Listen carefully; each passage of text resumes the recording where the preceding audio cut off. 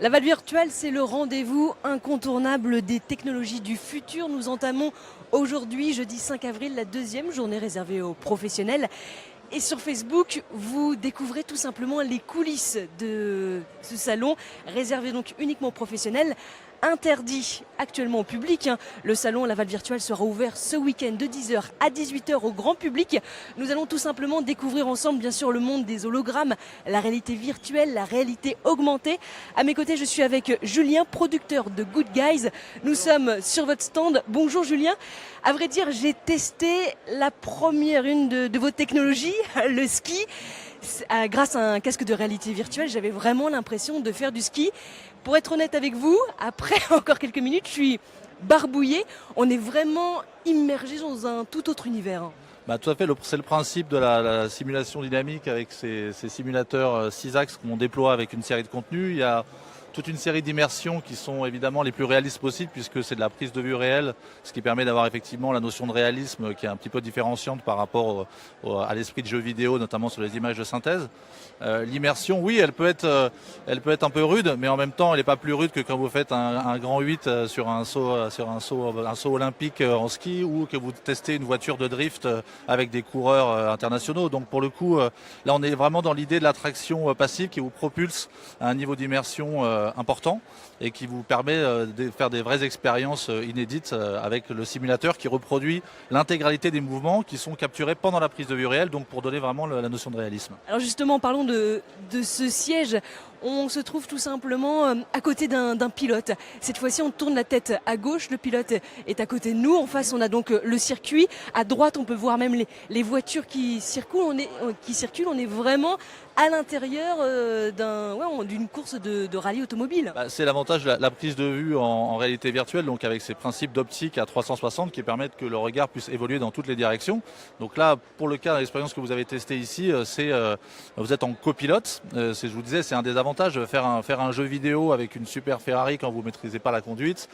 Ça a forcément ses limites au niveau de la manière dont vous pouvez appréhender les réalités de la course automobile. Mais par contre, être dans une expérience immergée avec un pilote professionnel, ça amène aussi certains avantages et certains désagréments aussi.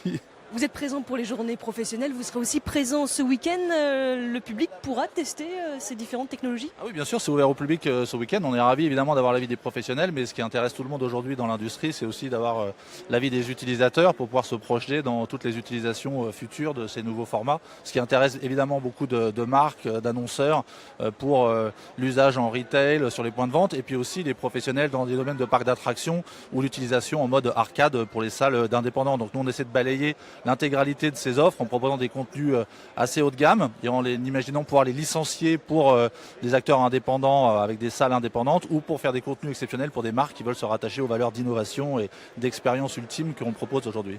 C'est vraiment le but, le fait de sensibiliser, le fait de se démarquer. Ce sont les grandes marques, vous travaillez avec des grandes marques pour tout simplement découvrir leur univers autrement grâce à la réalité virtuelle entre autres. C'est un contenu additionnel et qui est une forme d'expérience qu'on ne peut pas retrouver devant son téléviseur, qu'on peut même encore aujourd'hui, même si on avait imaginé que la réalité virtuelle allait se démocratiser par le biais du jeu vidéo et de l'usage des casques, qui aujourd'hui est quand même encore relativement exceptionnel, même si on imagine que c'est un marché qui va être mature dans les 3 à 5 ans. Mais pour l'instant, ça reste un sujet qui se rattache beaucoup à l'événementiel ou à l'expérience. Et donc, il y a beaucoup de marques qui veulent se rattacher à ces valeurs d'innovation ou travailler sur la diffusion de leur contenu décliné dans un format en réalité virtuelle avec de l'interactivité et aussi une manière que leur campagne qui est aujourd'hui diffusée en télé soit aussi diffusée sur le digital et soit aussi diffusée sur des points de vente ou lors d'événements qui permettent de rencontrer le public et de montrer du contenu de manière vraiment innovante avec les dernières technologies. C'est exact, on est vraiment dans une toute autre immersion, un univers réel, irréel, on ne sait plus trop à un moment donné quand on pose ce casque de réalité virtuelle où on se trouve. Merci beaucoup à vous Julien, producteur de Good Guys, une entreprise parisienne créée en 2015. Juste à côté de Good Guys, une autre technologie, on entend énormément parler de celle-ci, c'est un aquarium tout simplement géant. Je vous invite à le regarder, à l'explorer avant bien sûr qu'on se retrouve nous, demain à 10h40 à l'intérieur. Alors, au-delà du côté ludique de cet aquarium qui se trouve ici au Salon de Laval Virtuel, c'est une création néerlandaise. Et l'objectif, tout simplement, c'est de pratiquer la delphinothérapie auprès d'un public handicapé. On en saura plus demain à 10h40, bien sûr avec le cofondateur de cette nouvelle technologie ici au Salon de Laval Virtuel.